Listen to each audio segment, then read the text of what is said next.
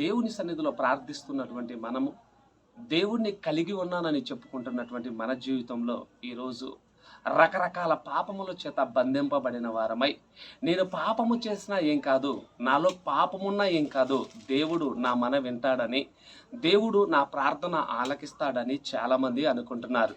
ఈరోజు ఈ వాక్యం వింటున్న ప్రియమైనటువంటి దేవుని బిడ్డలారా, ఒక విషయాన్ని గమనించండి.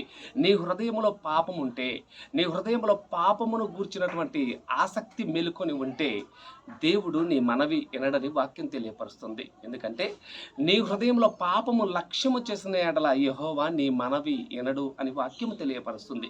ముందుగా నువ్వు దేవుని యొక్క సన్నిధికి వచ్చి నీ పాపమును ఆయన ఎదుట ఒప్పుకొని విడిచిపెట్టి ఆయనకు మొర్ర పెట్టినప్పుడు ఆయన నీ ప్రార్థన ఆలకిస్తాడు. అంతేకాని నీ హృదయంలో అలానే పాపాన్ని ఉంచుకొని నీవు ఆయనకు మొర్ర పెడితే ఆయన నీ మొర వినడు అనేటువంటి విషయాన్ని నీవు గమనించాలి.